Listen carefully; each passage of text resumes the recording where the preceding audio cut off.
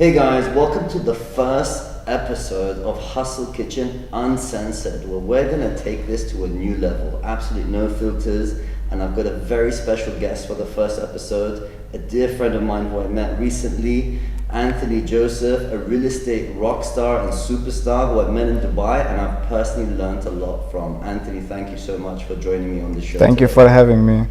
Anthony, I don't even know where to begin with you, to be honest, right? Like, I've met you recently and there's so much we want to discuss, okay? Like, you've been crushing it in the real estate game. I see pictures of you with Grant Cardone. You know, you're crushing it on your social media now. And I don't think I've actually met someone in the region who I would consider a influencer in the real estate field. You're writing a book now, you know, you have a course launching soon, you're doing so much, you have a podcast yourself, and this is why we're doing this today, by the way, because you're always interviewing other people, and I thought it was an injustice not to go through your story itself. So Anthony, where do we begin? You know, before going to Dubai, I would actually, can we begin right from the beginning? Because there's a lot of exciting stuff we want to get through today. What made you go to Dubai first, before we go further back? I mean, like, I was almost 29 years old, and I wasn't really finding my way in life, you know, like, for sure I didn't want to live in Lebanon, you know, because of the corruption and the situation, and so by that time I was living in the States, you know, and I came to Dubai to pay my uncle a visit. I haven't seen him, cannot even remember when, you know, from ages. So the plan was to come to Dubai to spend 5 days, see him, see the family, see Dubai, and go back to the States. The plan didn't work. I came to Dubai, I fell in love with the city, you know, once you step in like the highway and you see those massive buildings, the lighting, the luxury, everything was like mesmerizing, you know. I'm like, you know what, I'm gonna stay here and I'm gonna work in anything. Let me clean the streets, like let me do anything. But I knew that I would not go back, not to the States and not even to Lebanon. Okay, Anthony, before we continue, I just want to understand what situation were you in? Were you okay? Were you financially well off when you went to Dubai? Like, what was the situation like? You know, when you were in the States, right? When you went on holiday? Yeah. Okay, so what were you doing in the States? I was working, managing a restaurant. Managing a restaurant. Yeah. And then when you went to Dubai, did you have enough cash? Like that you like, I'll just sit here and like find a career? Honestly, I had $2,000 and the bag for 5 days. The $2,000 lasted 72 hours. 72 hours? That was about 72 hours. Yeah. So yeah, I mean, like I wasn't, you know, I was just spending time, you know, seeing the city, going out, partying, and then yeah, after 3 days, I went dry, as it gets. You know, it's not I even had savings or I wanted to call a family or anything, you know, but just like I saw the opportunity in Dubai, like I knew that I can make it. Okay. Okay, I didn't have anything, I didn't have knowledge, I didn't have resources. I didn't have people to count on. I couldn't like even call a friend, say, hey, borrow me like a certain amount. Yeah. But there was something telling me like, stay here. That's the place. And I've never had this feeling in my life. Okay, so you had this like gut instinct that is the place to be. Yeah. So then what did you do? Like, how did you end up in real estate? Like, what was going through your mind at that point? Like, were you just looking for jobs online? Yeah, I was applying online on the Bizzle specifically. Okay. It's a portal that sells everything, and they have a section where you can apply for jobs. And I was applying for real estate companies, and I was interviewed by many. Why real estate? Or were you applying for everything? Because you know, like a lot of people. No. Honestly, no, I haven't applied to anything except real estate. So you knew? Since I was born, I've been really good at selling, you know, at closing. I've been closing my parents, I've been closing everyone. Whatever I needed in life, I made my way through sales. So yeah, I find myself like being good in this industry. I sold multiple products. There's a stage in my life where I was selling like the electronic stuff in Virgin megastores. In America? And in Lebanon. In Lebanon. Okay. Yeah, so I was working in Virgin megastore, I remember, and I came in, it was super illegal. I was 16 years old. Yeah. I wasn't even entitled to Yeah. take a job. And I didn't know what does the jack mean or the lens or anything, you know. And within 5 or 6 months, I was the top sales, and I got promoted to a supervisor. What made you a top sales guy there? Like, you know, I've worked in a lot of sales jobs before. I've worked in call centers, I've worked in different businesses, and there's always like 10% who do really well, 5% who do excellent, you know, like 50% who are just average, and obviously like this 20-30% who just suck no matter what, right? So what do you think it is? Are you born with this? Is it a skill someone can learn? It's ego. It's being Ego. stubborn. It's Okay. like never taking no to, you know, never accepting it. It's the fact that when you come to a room, and the way that I do stuff, whenever I'm in a new place, I always act extremely silent. Okay. I sit in the room, I will be like the guy that you cannot even notice me. Okay, and I sit and my mind starts like acting like a sponge. I absorb all of the information. I listen to anyone, how they speak.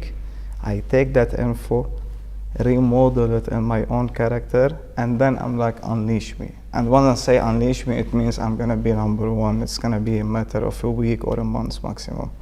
So in Virgin, were you like, when you're getting ready to get unleashed, were you just like going up to every customer, being like, how can I help you? And like, you know, like really targeting everyone, or were they coming to you? It's always like accumulated actions that will eventually pay off. Okay. So it's like, you know, when you are new on the stand and you don't have much knowledge, and the client coming approaching, if he's looking at the TV, you will be standing next to the DVD section, because you know there's 10 DVDs, they all have the same service, you know what I mean? But later on, when you are like filled with knowledge, you have the confidence. You will step in. Hey, how can I help you? What are you looking for? Are you looking for some amazing deal? You know what I mean? So yeah, like I used to stay in the back, like my back to the wall, and then stepping in a bit until when I knew everything, and I'm like, there's no way you can ask me a question in this center that I cannot help you. So yeah, I was stepping in. I wasn't missing hours. I was working overtime, even though I wasn't getting paid for it. But you know, why would you do that? Because enjoying it, first of all. Number two, this place was in the center of downtown Beirut, where you can meet lots of people that your only chance to meet them was on TV. Okay. So in that place, you can meet lots of those big people. I'm talking politicians, I'm talking big people. So I always stayed over there because I knew, like, even if I'm spending 8 or 12 hours, it's keeping me off the streets. Okay. Where I can lose focus or get distracted by other stuff. So that place is what was like, you know, when we call it like the street knowledge, you know? Streetwise, yeah, like you learn stuff that you will never take, not in university, not in school. And then you see, like, by me being here and I'm getting satisfaction that I'm selling a product, even though I'm not getting anything on it. There was no overrides, there was no overtime, but I was fulfilling my soul, as we say. So that's why it was like, if I don't have something really urgent outside, I was spending my time in that place. Two interesting things I picked up from that. So one is like you're always thinking ahead and you're trying to see like maybe I can network with someone bigger for a bigger opportunity by doing that. But the second thing is, it's interesting how you said, you know, stay off the streets. What was life like over there, like outside of work? In Beirut. In Beirut, growing up in Beirut, the street life. I mean, I'm assuming, I've never asked you these questions before. What was it like growing up? Were you in Beirut itself, or? I used to live next to Beirut, like 5 minutes away from it. What was it like growing up there? Like now, I can tell you, I was in the wrong place. And I'm trying to find words to describe it. I seriously can't. I'll tell you something. The issue with Beirut is like it's a one small place. Since the day you are born, you've been told that this country is the most beautiful country in the world. You are blessed to be in it. And the Lebanese people are the best people on the planet. And you grow up believing like this is true. Living in the city, it has two sides. Either you will be eaten, or Okay. you are the Eating. not even eating, like the boss of your street or your city, like that's it. There was no other option. So in Beirut there was something really disappointing, and I think now people who's following the news can really relate to it. I left Beirut a long time ago, but I can tell you by that time, if you want to be working legit, as if like using your own degree, Yeah. you will be getting paid peanuts as $400-500 maximum And that's for a qualified. for the master degree holder. Yeah, because of the economic situation. Yeah. with that. Or you have to get shifted on the right path by doing any kind of job, which is necessarily is gonna end up either that you're gonna be dead or you're gonna be in jail. There's not much options. Fuck. So it's all up to any human. So growing over there, I can tell you we were living day by day. And you know, you need to pass your day, then in the evening you have your own parties, come back at home at 5 a.m., making sure all of the neighborhood knows that you're back, you're singing, feeling like you're a one-man show, you know, and just like passing out, waking up the second day, no plans, no nothing, you know. So it was like a toxic life or a survival. It was poisonous, survival yeah. life? Yeah, it was very toxic. And the problem when you are in this life, you don't feel it's wrong. Yeah. Actually, you try to make the best of it, but you're hurting yourself without even you knowing it. Yeah. So that's like how we say like you are your own enemy or your own hero. Destruction. You are your own destruction, yeah. What was it like growing up with your family there? Like, did you have a stable family environment in Beirut? Let's go back to when I was born, or at least when Yes. I first learned how to walk. Okay. Still remember from that time when I was 1 year old until I turned 7 years old, I was living in I cannot even call it a bomb shelter. It was a basement of a building, which is like 2 floors below the ground. Wow. So that time we had like the Civil War and all of these wars that lasted from 85 until 1992. Yeah. So all what I can remember is like we're staying in this basement with like 15 families.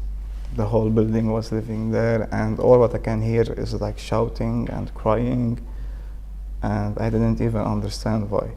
I was a kid. Yeah, of course. And the best time we had, it was when there was the ceasefire for 3-4 hours, Yeah. that we can go out and start playing. Our games were like to collect the bullet shells, Oh my god. that and whoever like got the most, is the winner. yeah, but you got your mom to whoop your ass, you know. I told you don't play with the Yeah. stuff, it's dangerous. Yeah. So yeah, until I was 7 years old, that was my life. When the war ended, my family not told me even, they decided to divorce. Okay. So How old were you at that time? 8, I was 8 years old. Is that hard? Did that affect you in a hard way? Did I you know did- what was going on? No, I didn't notice it in the beginning. I remember within a month or two, within a month, I told my father, like, where's mom? And I was no seeing idea. people coming in the house, because like we used to live in a city and we went to another city, and people were coming in and out of the house, and I see them always telling me, go play outside, you know. So Yeah. you don't really feel it, but there was something wrong, yeah. And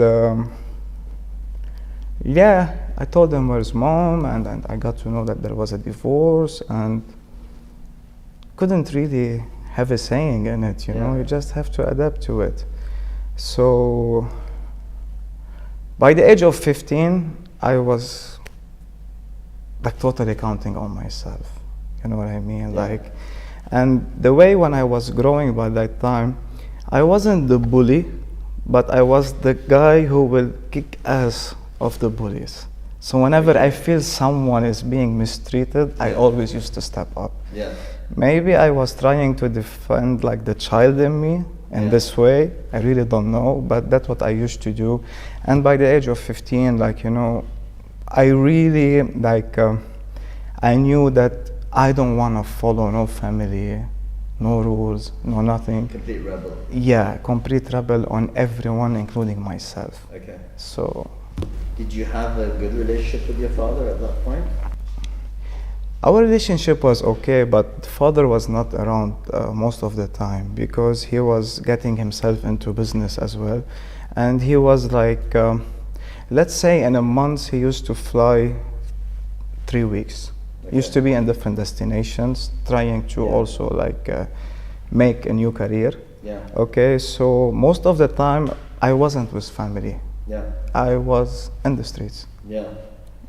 I can only imagine what was going on in the streets. I don't know if you want me to actually ask you that or not, like, because that is as teenagers, obviously, and you know, in that direction, and then in Beirut specifically, where it's like almost more lawless over there. I can only imagine what happened there. Do you think this shaped you in terms of the hustle, the toughness? Yeah, the toughness definitely. It really shaped me. I wasn't afraid of anything. I can even stand in front of a guy holding a gun and look at him in the eye and say, if you're man enough, shoot. Okay. It was smart. We were dumb, but we had like the ego, like, yeah, you can't even do it. It shaped me mentally, yeah, of course. Like, whatever I do in my life, I just remember when I used to be, and I'm like, this is a piece of cake, man. Okay. I'll have this for breakfast. Yeah.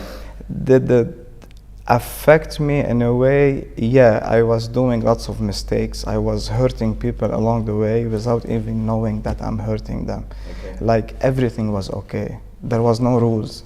Yeah. Everything was fine. Yeah. Like, you know what I mean? Yeah. You're your own boss, do whatever you want. Yeah. So when you grow older and you will realize like, yeah, this wasn't right, you know, so you try to make up the mistakes by treating people in a way better way, you know, like whenever you can help someone, you help them unconditionally, like without waiting nothing in return, you know what I mean?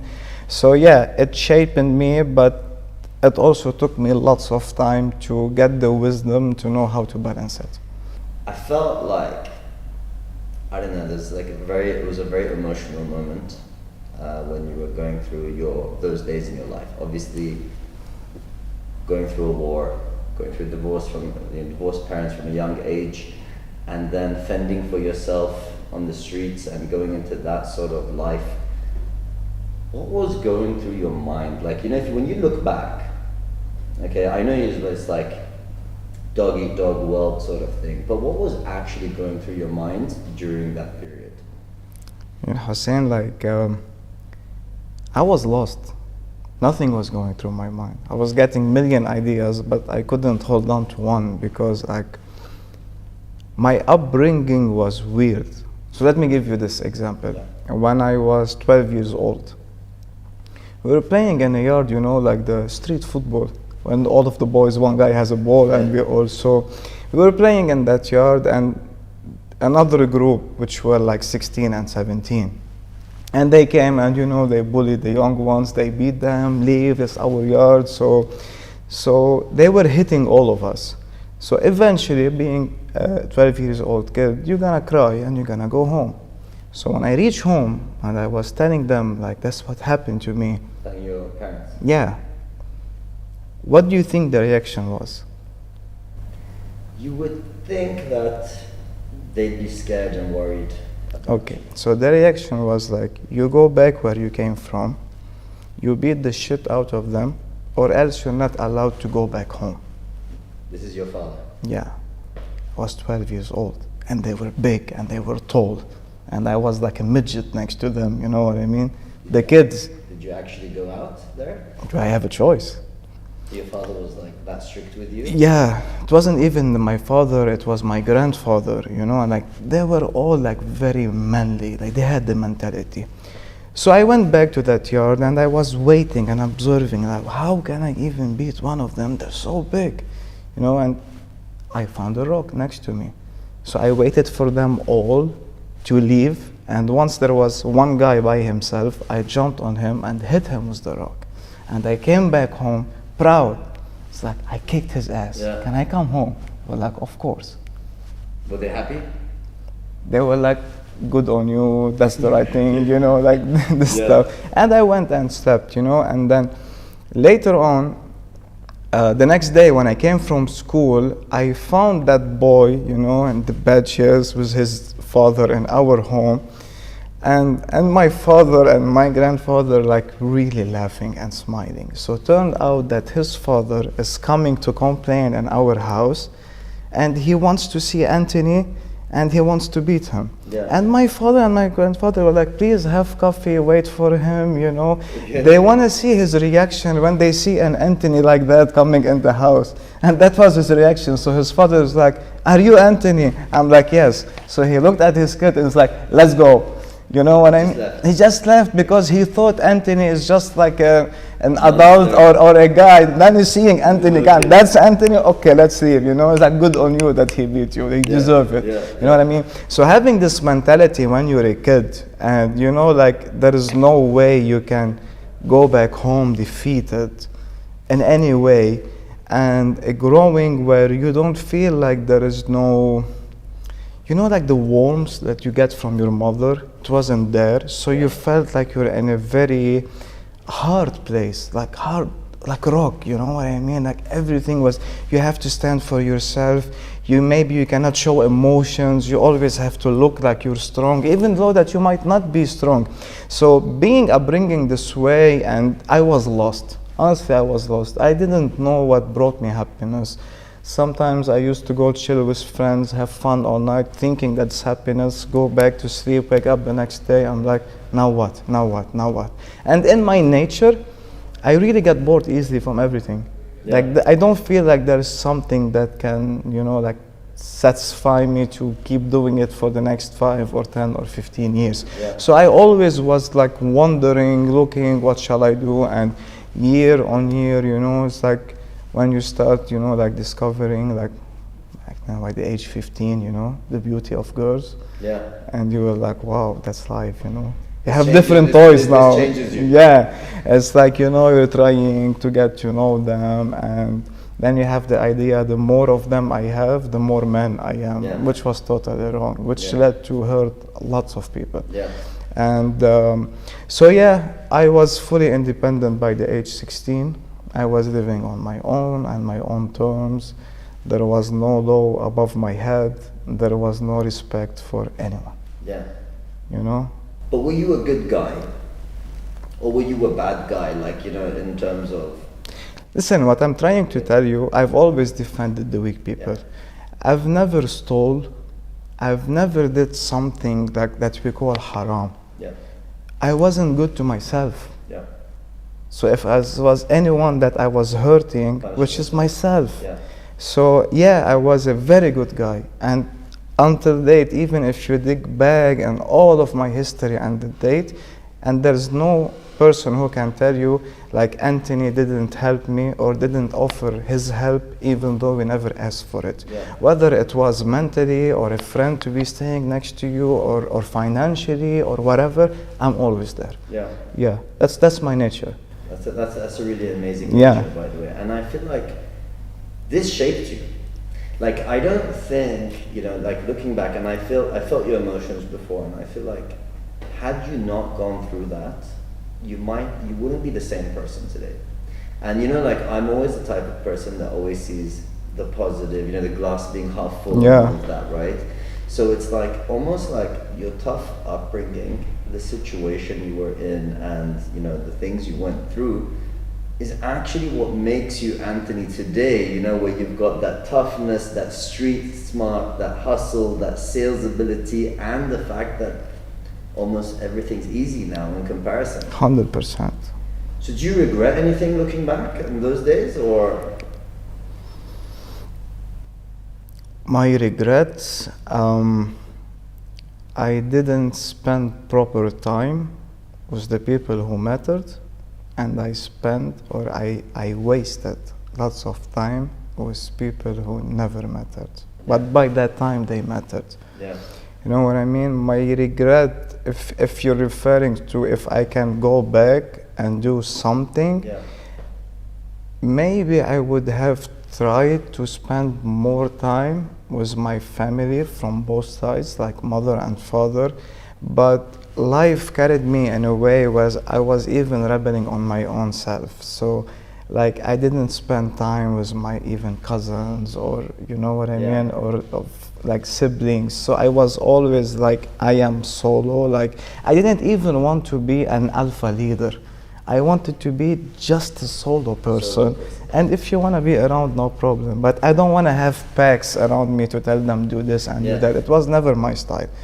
You are basically what I say, like some men are just islands. Yeah, People can visit, people can leave. yeah. but I'm you're still an gonna island. be here and Yeah. happy with or without you. Yeah, You know what I yeah, mean? yeah. And I've never felt myself like I fit in. I always want to stand out. You know what I Yeah. mean? If everyone is running this side, even if I don't like this side, I will go just to prove a point. Like Yeah. I'm not a crowd person. Yeah. Yeah, You need to be unique. yeah. Go against the crowd. So, you know, a lot of people that went through this sort of life. Okay, like I've met a lot of people, you know, who had upbringings, and it's like they always end up in the wrong side. Whether they end up in jail or whether they end up unemployed, no future, no prospect.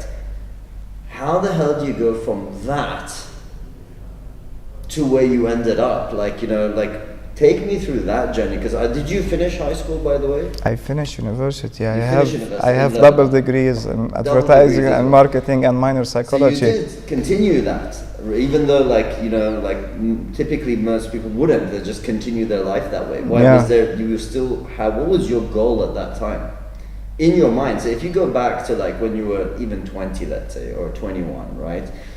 Where did you think your life was going to go? What was your plan? People when go to university, they tend to almost have this like career in their mind, and that's why they choose what they want to do, whether it's a, you know, a stupid 9-to-5 job or whether it's something more, right? But what was your thing in your at that time?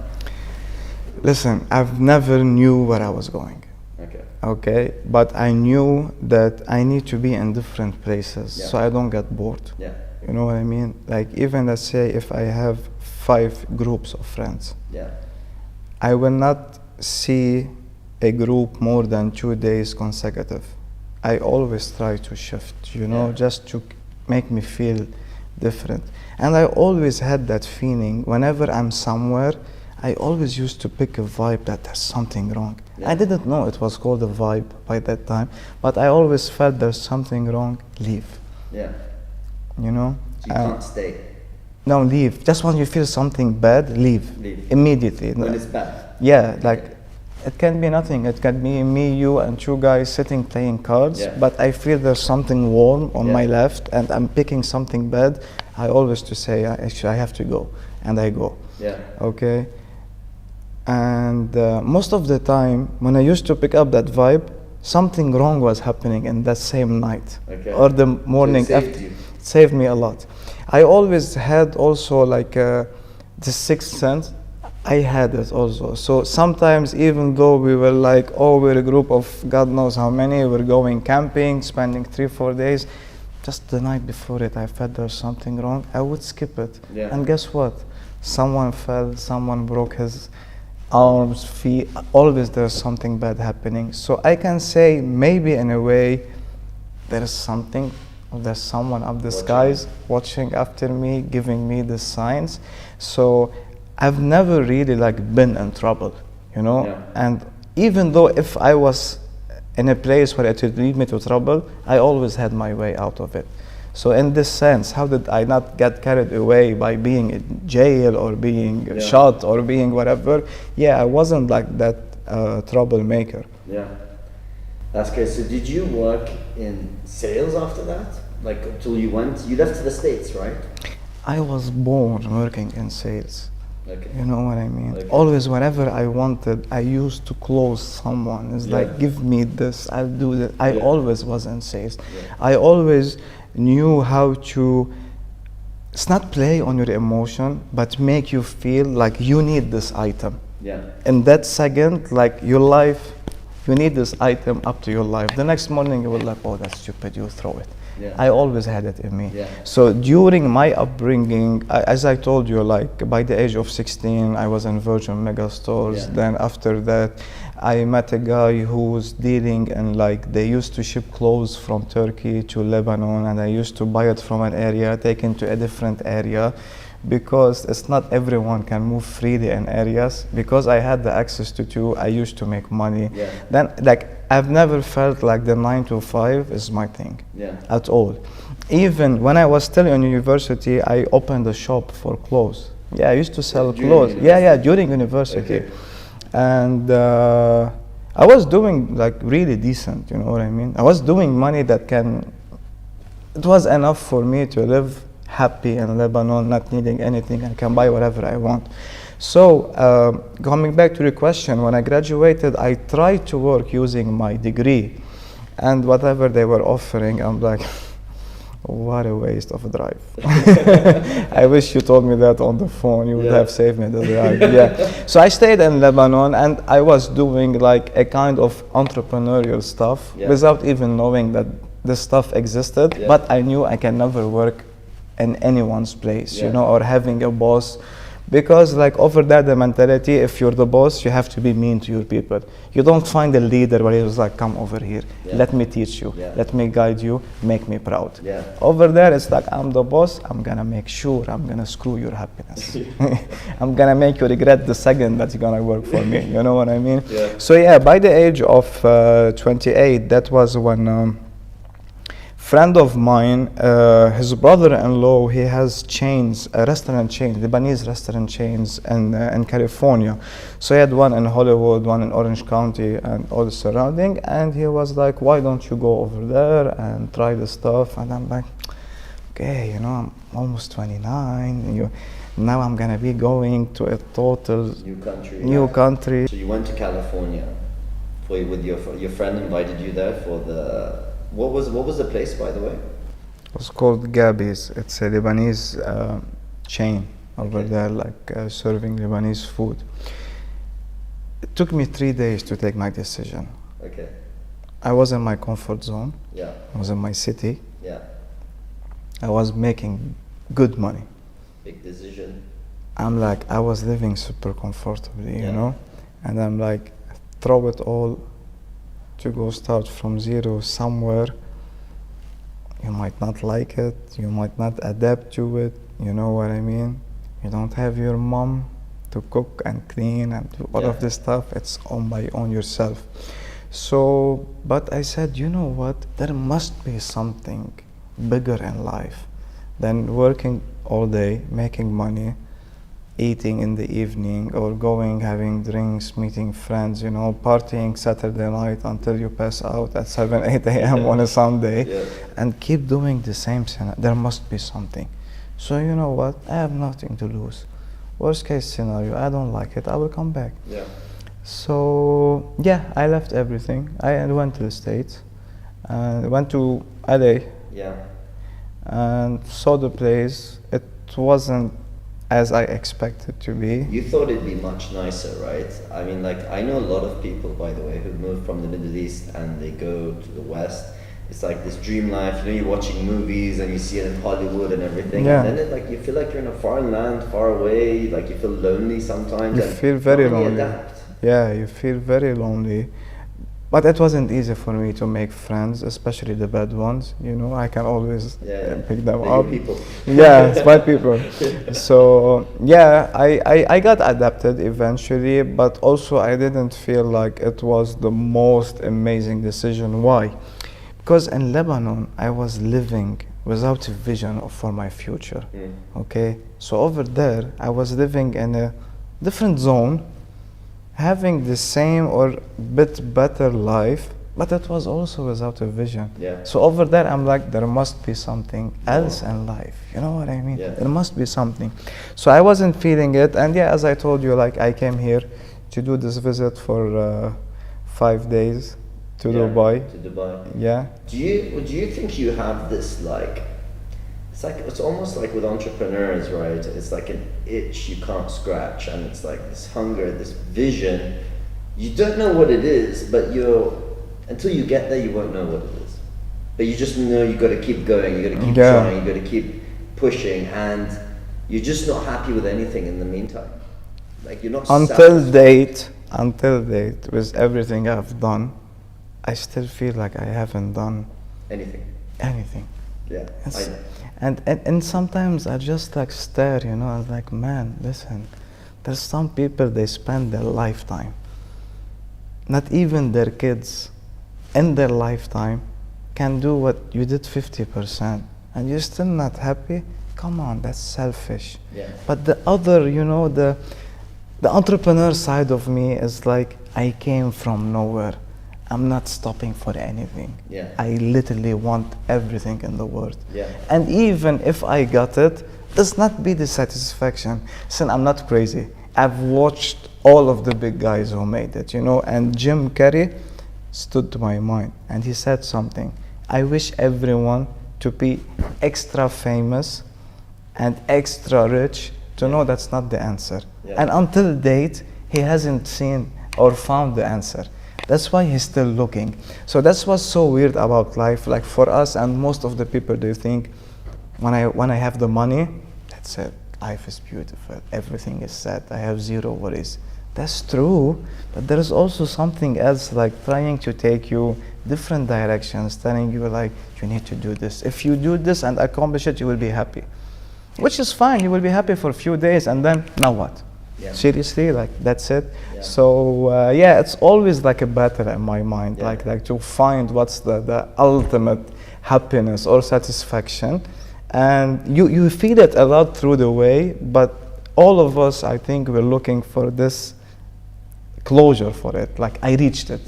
And you know what's interesting? It's like for me, in my own experiences recently, you know, like I finally came to the realization.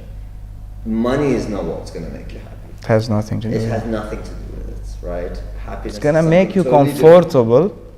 It will make you focus on doing other stuff, not have to worry about your bills and the food and all of this stuff. But no, money is not The happiness. satisfaction you're chasing, the high you're chasing, if you like, it's not there, right? It's something else. But at the same time, it's like, well, yes, I don't know about you, but for example, I don't work for money, I work for the challenge, and there's something else. I enjoy a challenge, and I never like to take the easy option if it's boring. Because that is like, it gives you something to work towards, and I feel like everyone needs a reason to wake up in the morning, right? Of course. And if you had everything solved and everything sorted, and you have That's everything boring. you need, and you weren't doing anything, then you have no reason to wake up. And I feel like that is why retired people die the quickest, so they just live a sad life. It's the soul that dies before the body. Absolutely, absolutely. So when you came to Dubai, okay, so because people can relate to this, obviously watching now, it's a tough place. I've been to Dubai, okay, I lived there for a year or two, I met a lot of people there. I even met people working in real estate there, okay? And this is the interesting thing, is like everyone that I met in real estate there was doing it because they couldn't get any other job. and then like, you know, so for me, when I thought of real estate, right, I'm telling you, I promise you, you changed my perception on the whole real estate industry as a whole, right? Because before it was always like, you can't get a job, you work real estate. You know what I mean? Because, you know, like I said, there's no salaries, there's only commissions. Qualifications needed. There's no qualifications, right? So like I know a lot of people who work real estate. By the way, they make no money, right? And I feel bad. I'm like, okay, why don't you get a real job? Do you know what I mean? So, but you went there and you're like, you were set on real estate. Is that the sales side of you thinking, well, selling buildings and properties, well, you know, that's got the most value. What more difficult product is there to sell than that? What was it? I haven't done a sale in my first and second year. I was doing rentals. Okay. To answer your question, what got me to real estate, I just looked, I told you, I fell in love with the buildings, with the infrastructure, with how clean it was. Imagine, this was a desert and it's like blinging, you know, all over. So what got me to real estate, you know, like the same feeling where it told me like, stay in this place, you're gonna make it. The sixth sense. Yeah, looking at those buildings and gave me the same feeling. It's like the missing pieces of the puzzle were coming to me like, stay in here, do real estate. It wasn't very easy for me coming in. I told you, I lost all of my money. Yeah, so you blew your money and you blew the bag. And by the way, I don't know how your friends were joining real estate thinking it's easy. Real estate, we don't have no salaries. That's the most important part. Yeah. So in order for you to make your first commission, on an average, it takes 2 to 3 months to close your first deal. If you do a sale, you're like, that's super lucky. Usually you do a rental. So I had no money. I had nothing after a week. Literally nothing. Literally nothing. But what I had is like, I found the company that I wanted to work in. And I mean, like, I don't know, for sure you will laugh hearing that. The companies I was getting interviews, they were so fancy, so shiny, like everything was amazing. But I felt the same feeling in Lebanon where it tells me, leave, run, it's not for you. I had the same feeling. So until I went to an office, which after 6 years I'm still in it, that wasn't fancy at all, but I had the feeling like that's the place. So yeah, I started there. And when I came to Dubai, I've already called my buddy and I'm like, I'm not coming back. Whatever I have there, use it. So let you use it.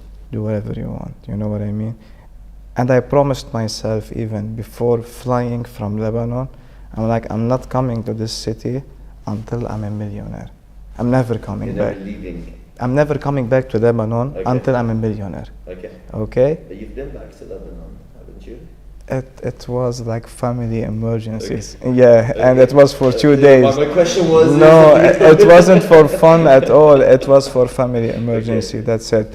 So yeah, I'm like, what I meant is like, don't go back, live there unless you're a millionaire. So I got the job and I was like, yo, it's not gonna come easy. And yeah, maybe now God is punishing me for wasting all of my money and blew it up on stupid stuff. And now it's the time for him, as he has shaped my mind before, to toughen me more now by shaping my mind again of the corporate life, of what really life is. And so all what I had under my name was a iPhone 5C. It wasn't even S, it was a C, it was plastic. And I went and to sell it, and the guy offered me 300 dirhams, 30 dinars.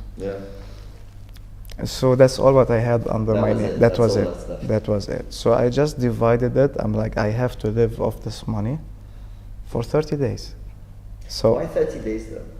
Like, because if I cannot make it, no, I had nothing coming in. But at least give us a month. But I'm like, in 30 days, if I cannot make it, so okay, you're a loser.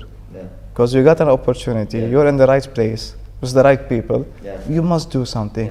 So I divided my day into 10 dirhams a day. That's between transportation and food. Between transportation and food, using the metro and having the cheese sandwich that I ate for 6 months. 6 months. Did this last for 6 months? I did my sale when my first rental on the 26th day. So, and the rental, it was also with a different agency, which trimmed my commission from 10K to 2,300 or 400 dirhams. But when I had that money in my pocket, I felt like I'm a lord. do you know one of the big things that I think people might not realize in that as well is that you're living on 1 dinar a day, which is transportation and your food, which is a cheese sandwich, and it's hot as fuck in Dubai, and you're wearing a suit, I assume, and Wearing a suit, holding the laptop on your suit, shoulder. laptop bag, You have to walk like 7 miles a day to reach the metro. and it's real estate. Like, it's not an office job. Like, you're out and about. You still gotta go see clients, do viewings and things like that. So if I had a meeting at 6, I used to start walking at 3. What? And I always had a second t-shirt because I'm gonna reach sweating like a football player. Yeah. And definitely the guy will not meet me like that. So I always had a second t-shirt in my bag. You walk to your viewings? Like, that's crazy. Okay, From I the have no office, you other mean from option. the office, right? Yeah, I have no other option. If I Yeah. wanna use the metro, I will not eat. So you wanna die from hunger all or your you die viewings- from depression? Like you pick. That's crazy. So all your viewings were done on foot? Most of them until I got the commission, yeah. The first timing, yeah. And there was some time where people, well, I'm not gonna say rude, but imagine when someone calls you at 3 and tell you, I'm gonna come see this property at 6, please be on time. And I'm like, of course, my pleasure. And I walk from 3 to reach it, like 5:30. And the guy doesn't show up at 6. And you call them and it's like, sorry, mate, something came up. And he hangs up the phone. That's And I had lots of those, by the way. lots of And I couldn't cuss, I couldn't shout, I couldn't do anything. I was like, I'm listening. Why? I What was your why? I knew that's why I deserved, because I had lots of opportunities in life. I had lots of money. I've never used this money or put it for something useful. It was always going out for parties, for food, for stuff that I will use for a few hours and throw it away. So I knew, it's like, I believe in this. Whatever you put in, it's gonna come back to you. You know what I mean? If you're super nice, you're gonna get that. If you're not, it's gonna come back to you. So I knew this was a way of getting punished for not really, or actually to know the value of stuff, no value of money, no value of everything. Sometimes I used to take a bite from a sandwich and throw it away when I was living before. Now I passed few days, I didn't eat all day. And you know when you have that pain in your stomach? You literally went for something Yeah, without food. yeah, without food. And I had, like, I couldn't even tell anyone, give me 5 dirhams or buy me food. Right. I had this, like, yeah, I cannot even tell anyone, buy me something. Even my colleagues were like, Anthony, come, we're all going to have dinner downstairs, come. I'm like, I'm sorry, man, I'm fasting. It was like, what are you? What do you mean fasting? It's not even Ramadan. Yeah. I'm like, it's between me and God. I'm fasting. I didn't even have an answer to tell them why I'm fasting. So as I told you, I came with a bag for 5 days. I didn't have like the suits or anything or the shirts. I had to buy stuff. So first months it was like, okay, now you can afford food, you're set. You don't have to be hungry again, which was like super reliever. Now you need more money. You need to get yourself clothes. You need to look decent. What were you wearing in this first month, by the way? Did you have suits? No, jeans, shirts. Let's see. So you were going Because with the casual look. yeah, for these yeah, viewings. yeah. That's why I'm telling you, like, I've never got the respect from the second I was there, from no one, not clients, not colleagues, not anyone. It's like, oh, one of those new agents now, they're We'll never gonna make it. fall We'll apart never make it. in a week or two, you know. Yeah, but you were determined to make it. Look, I've met a lot of people who complain of where they are in life, yet will not push themselves to go further, you know what I mean, and actually are demanding, you know, like, of their job, of whatever. People who, like, for example, in Bahrain, big thing, like, you know, I noticed that if someone's car breaks down, he's not going to come to work. He's going to call you, like, sorry, my car's broken down today. You know what I mean? Why do you think, where is this drive missing? It's the living day by day. It's living on daily wages. It's the surrounding he's next to. It's like if there's no urgency of you jumping from bed every day to make sure you want to work and secure your future, you will take things slowly. Yeah. It's like that. It's super easy. Like why you see me working 15, 20 hours a day? Still, like, Because the way I start counting, when I was 30 years old, I started working. So I'm working for my previous 30, catch up. the present, and the next 10. yeah. So I can tell you by 40, you know, like, happy days. Yeah. Now it's time to see the world. Now Yeah. it's time to do whatever you want. You know what's crazy? You moved to Dubai 6 years ago. Yeah. 6 years ago. Missing a month. Missing a month. And when I look at you, it's like a well-established, doing well, crushing it, influential. And 6 years ago, you had nothing. So if that doesn't inspire anyone that you can make your own life, then what the hell will? You know what I mean? But do you think people have to have that same willing to not eat to get there? I mean, no one has the will to not eat. It's forced on you. Yeah. I promise you, like, there is no one who can afford a bite. Yeah. He will not take that bite. Yeah. It was forced on me. You know, but during the way... People can quit. There is that option. There's always, the option of always. quitting. But for me, because I promised myself, I have nothing left in the States. There's no way I'm going to Lebanon. I had no other option. What about a job that pays a salary? Listen, it came to my mind a few times, like do that, but then I remembered when I always used to take the easy route in my life. So when I came to Dubai, listen, I was influenced with multiple people. The first one, it was the instructor in Dubai Land Department. So I was wearing this very ugly shirt, loose jeans, you know. I looked like, I don't know how I looked. Yeah. And after 30 minutes, she looked at me and she was like, "You're gonna make it big." And I'm like, "Are you trying to make fun of me? Because the way I'm looking at myself, I'm not gonna make it till the evening." What do you mean I'm gonna make it big, you know? And I still remember, even when I went into the class, when I used to be back in school, I always used to sit in the back row, you know, those are the boys, you know, that does the stuff in the back, like the losers. Yeah. Yeah. So I'm like, this time you make it different. You go sit on the first row on purpose. I was listening to her. I was getting like the knowledge I needed to get, you know. So she was the first person who believed in me. And when I finished the test, I told her, it's all because of you. Yeah. I have my license now. Yeah. I'm gonna disappear for a while, but I'm gonna make you proud. The second person who influenced me, it was Luai. Luai is like my big brother. He's like a business partner, you know. It's like we've been like having this beautiful relationship since the day I joined. So him, when I met him as on his stop, I didn't know his story, you know. So during the line, I was telling him like, it's super hard, you know. All what I have under my name is $100. So I don't know what. And he looked at me and was like, "Let me tell you a story." And he told me his story. I'm not gonna say it, you know. Because he hasn't been a guest on your show and the podcast. Is he going to be? I told him, and he told me yes, you know, but we never know when's gonna be the right time. But I don't think he's like the type of the person that he likes to dig into that past, you know.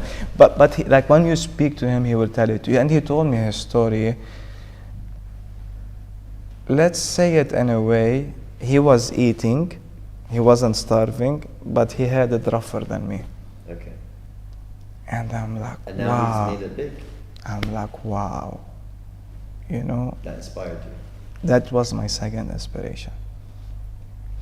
Kept me going a lot. And during the years in 2017, I met someone which was like, that's it, man. I have to make it super big. Like the stories I was listening to were crazy. Yeah. You know, a lot of us, we hear stories, right? And like, I even remember like, let's say the taxi drivers in Dubai who were like from Pakistan or India, and you know, they see these stories and the glitz and the glamour, and then, but they never get there. What?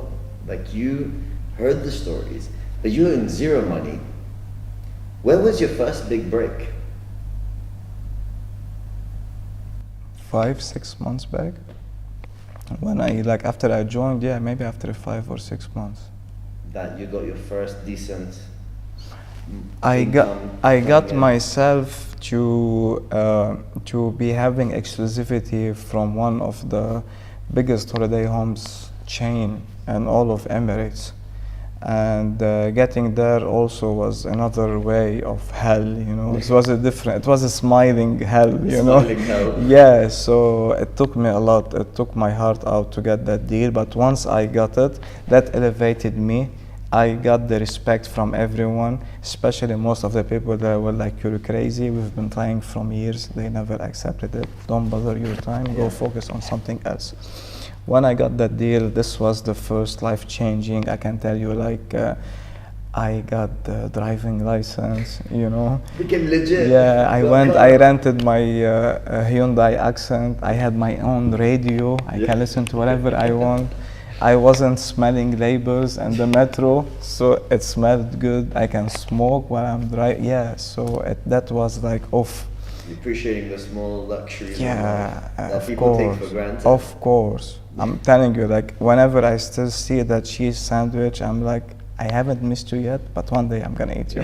Yeah, I had a lot of those, you know, the metro, even I look at the metro and I'm like, whoa, thank God I'm on the ground now, you know what I mean? I'm not in the metro. So yeah, this stuff, then just like I got the driving license, I rented the car, I got my first small studio to live in. It was my place, you know, start paying rent, paying bills, buying clothes, but I wasn't going nuts. I wasn't like my friends who are getting personal loans or credit cards and going vacation and stuff. I'm like, no, at least be secured for the next 3-4 months. You never know what's gonna happen. And they were always taking vacations, tell me, Anthony, come. I'm like, no, too early. So, yeah, I'm scared from flying. Yeah. Don't want to eat cheese sandwiches anymore. So I felt for me as a getaway to fly without actually flying was reading books. So you read a lot of books now. I got myself into books. I'm like, each month you have 100 dirhams to buy 2-3 books. Okay. Read it. Fly this way. Yeah. You know what I mean? Go mentally. Fly. It's okay. And this upped your game even more? A lot. This changed everything. This changed my whole perception of life. Like before, as I told you, I used to think like I'm from the best country in the world and I'm the best human. No, I knew I was like nothing and I have to make it. Yeah. You know what I mean? So yeah, this helped me to shape in my mind, to start like, you know what I mean, thinking like a proper business person, having the, what's it called? It's not the character, but just being organized, you know, just like waking up at 7 without an alarm. Yeah. Doing your stuff, coming back home, waiting to come back home to finish these few chapters before passing out. Yeah, so reading was the first proper. So you finally got that like structured lifestyle of like how successful people live, you know what I mean? And you know, it makes such a big difference. Like, for me, it was like when I started trying that, I realized, okay, waking up at 6, going for that run, my body, my mind, everything's like, I feel fresh. And it gives you a different outlook in life. And I can't believe how much of a difference it actually makes. And you know why some people be like, no, what do you say to these people? Like, no, that's just some motivational bullshit, you know what I mean? You know, like when they think of Tony Robbins or someone like that, they're like, yeah, he's just trying to sell a book or whatever, and they're not really, they don't believe it to implement it, and then they'll just be like, it's just some woo-ha stuff, you know what I mean? And it doesn't make any difference. So did you get inspired by these type of people and actually implemented them in your By life? that time, I didn't meet none of those. But read? I was reading books which didn't belong to any of those big mentors. While doing the readings, I had something in my mind where I was sitting and start visualizing. It's like, okay, now I'm not flying, but I'm gonna fly business class. Yeah. And that's gonna be to this country. So I brought a sheet of paper and I started putting the countries.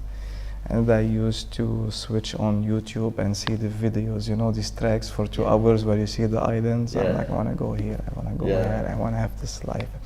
And these ideas kept growing with me on a daily basis. I want to do this. I'm waking up today, like I go to the office and I'm like, where are you going? I'm going downstairs to eat something. I'm going to make money. Yeah. I used to speak like that. Yeah. Always. Yeah. You know, it's not me, but something was like, you know, Pushing yourself. maybe that's the inner animal in me. I don't know, you know, it was happening like that. And in a year time, I took my first vacation. Okay. And it was exactly what I imagined. The island and yeah. everything. And I'm like, you know what? I cannot wait to come back to Dubai, To visualize something bigger.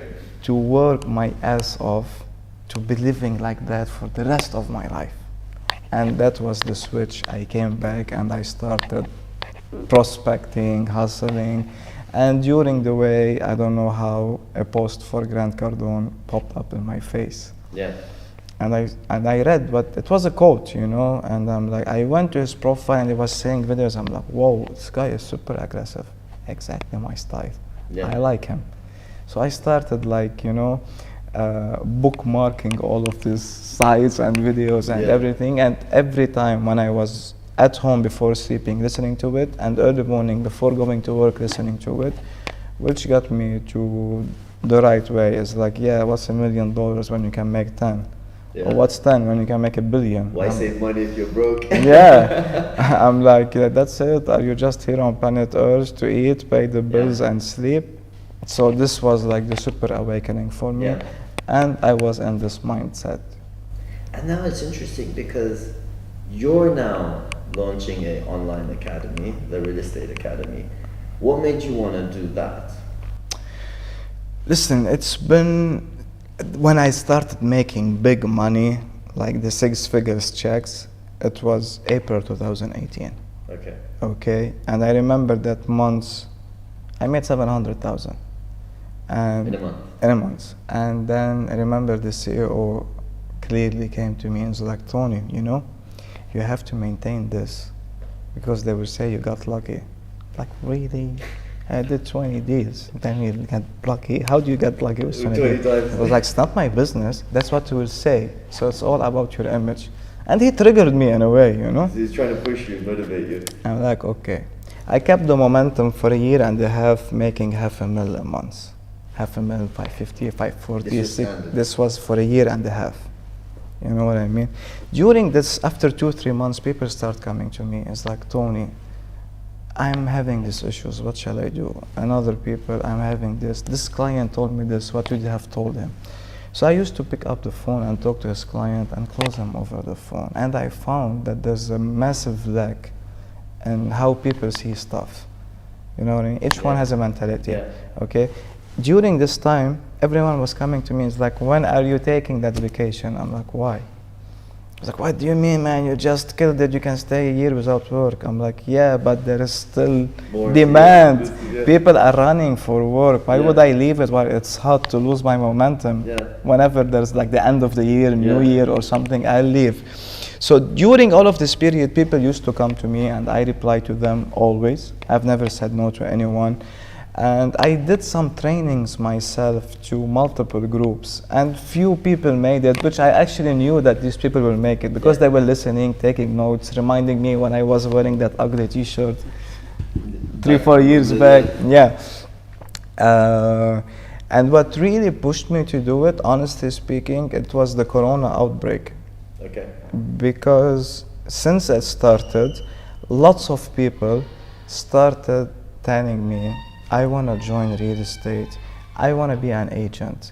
And I didn't want to hurt them by telling them it's not yours. It's not a rebound job. You know, it's like if you cannot even make it from 9 to 5, how can you make it in real estate? With no salary, no paycheck. Yeah, I'm like, how, you know? Anyway, your mind is programmed to work like I come to work 7 hours and run. How do you want to like hustle your way 15 hours? Like, come on, you know? So then I got the idea. I'm like, listen, instead of telling them like, don't worry, it's not yours, keep looking, do the course of real estate. And not just teach the regular real estate, teach them the day-to-day task for you to reach a level. Yes. If they will pass it, let them join. And it's all up to them if they want to succeed or not. But it's a better way than telling them, don't do it, it's not yours. So you did this course in order to give this knowledge to a mass amount of people who were actually interested in going into real estate. Yeah. If someone has the hustle and the drive, right? Like they have the ambition. Have you covered everything in this course that they From A need to in Z. order to go out there and start crushing From it? A to Z. I even covered it before you joined the company. How you, remember when I was telling you I was sitting at the couch, shaping my mind? Yeah. It's there. Okay. Shaping my body, working out every morning, shaping my soul, staying away from my friends who wants to travel the world, not from their own pocket, but from the credit cards, Yeah. and getting broke for the rest of life. All of this, even before joining the company, is mentioned. While joining the company is mentioned, how to build your stock, your listings, how to handle the objections, everything is over there. That's amazing. And this is like stuff you learned over the years. Yeah. This is like you Is cannot it a get secret anywhere. sauce? Is there a secret sauce? I mean, if you put it to work and you are persistent, Yeah. yes, you will make it. Okay. But if you're gonna do it for a week or two and you feel I'm not getting the right response Yeah. or what I'm looking for, it's like anything else in life, you will not. So Anthony, I've never worked in real estate. I am interested in working in real estate.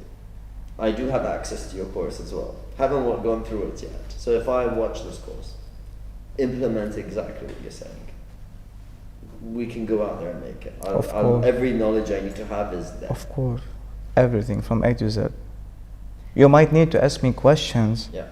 Maybe there's some technical words you will not understand. Yeah. That's why I'm giving, like, once you get the course, you have the webinar with me. Okay. You can have a weekly Zoom call for 30 minutes where Yeah. you can prepare all of your questions and I can explain it to you on a Zoom call, Yeah. wherever you are in the world.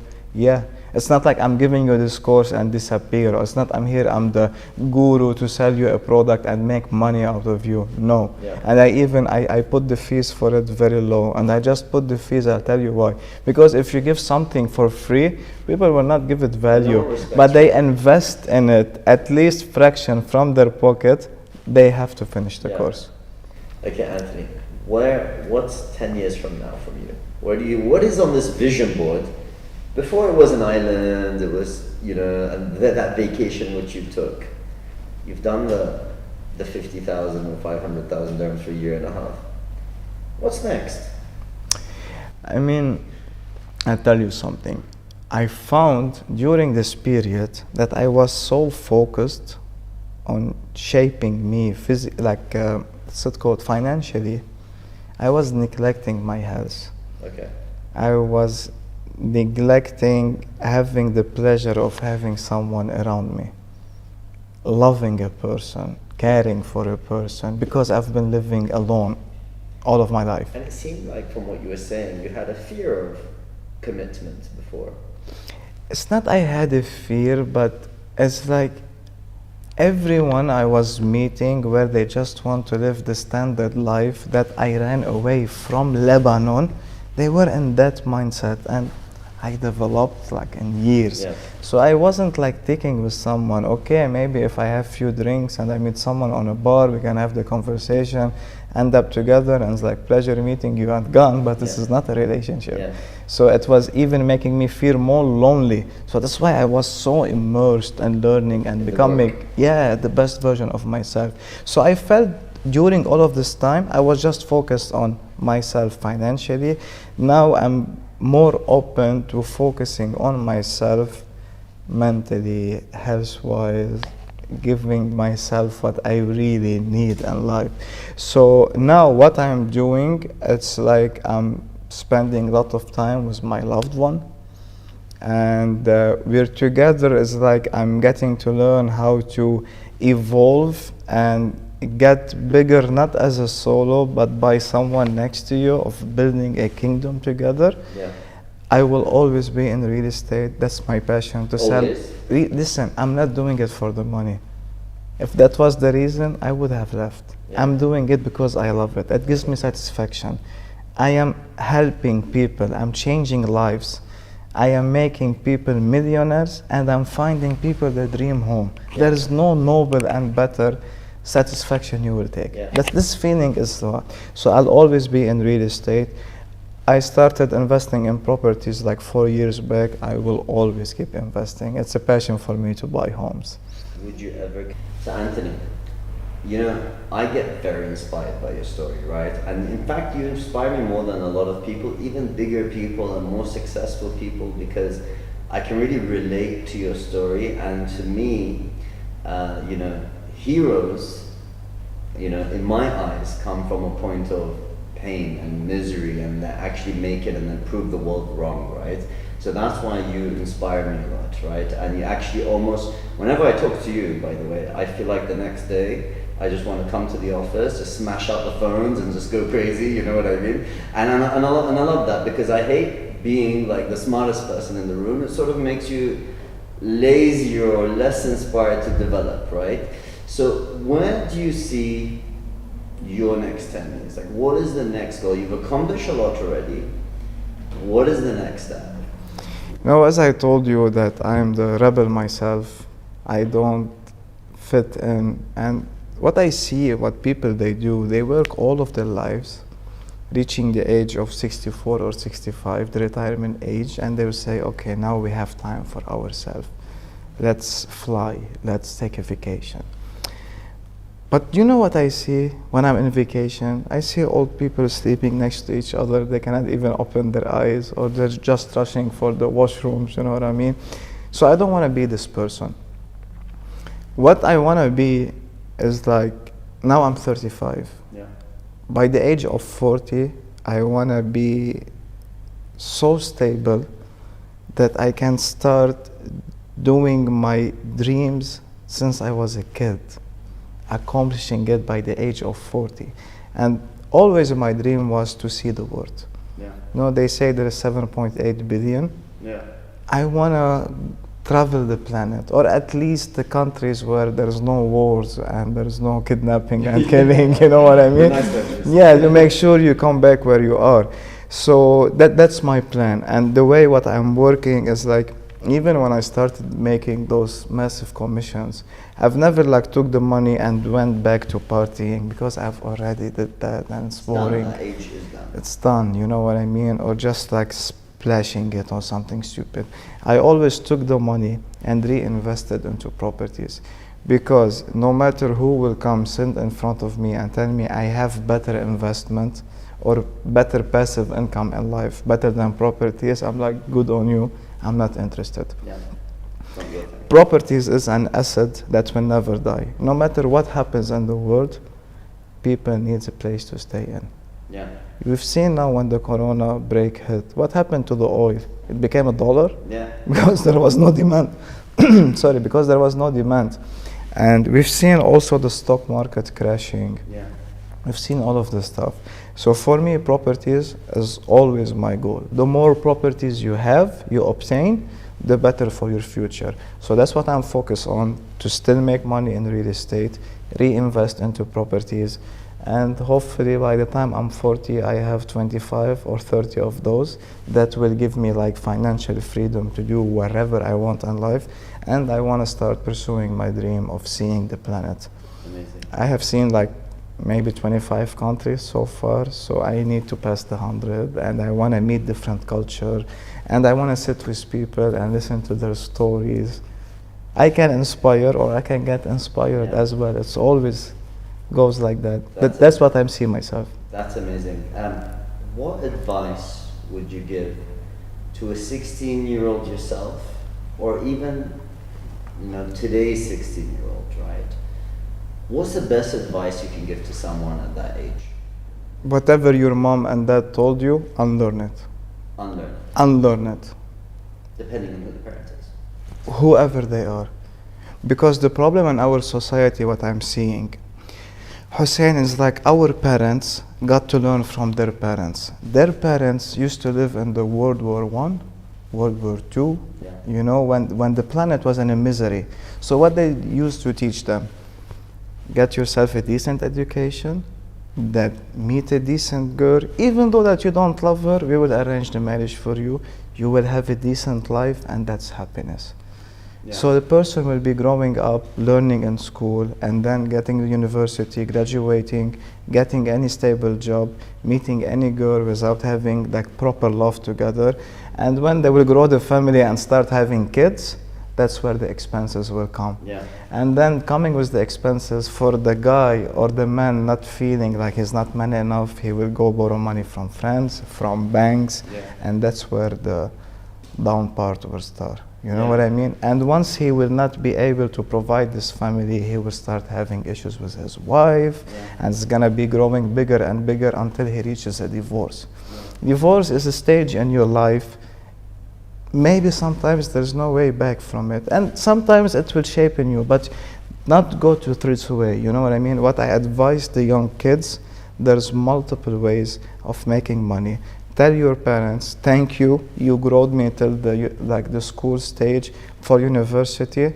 If you're not really like learning how to be a doctor or something like really that you have to study for it, you know, don't do it. Follow your passion. Whatever you love, do it, you will be successful. And I always give this example, and I'm gonna ask you this question. How many millionaires, butchers you know? Butchers? Only the guy who owns the butcher shop chains. Nusrat, the Salt Bay, that's the only one. You know what I mean? But why he did it? Because if you go back to his story, this guy, he really had it rough, and he kept fighting his family, his friends, everyone, until he made it. You know what I mean? So in any profession. And he made it by accident, by going viral as the Salt Bay. I don't call it as accident. I call it accumulated effort that led him with all of the universe being by his side. That's your moment. Enjoy it. Yeah. So whatever you love in life, whatever you're passionate about, keep doing it. Eventually, you will make it very big. That's great advice. Now, what advice would you give to someone who's 30, not happy, not getting where he wants to go? What's the main characteristic do you think someone should have to succeed? You have to believe in what you're doing. It sounds cliche, but when people tell you whatever the mind believes, it's gonna happen. Manifest. But that's actually what happens, you know. You can even be 40, 50, then you find the way that makes you happy, you push for it, you will make it. So that's what I'm saying. Break from the society. You know what I mean? If you are an architect, but you hate even drawing, don't be one.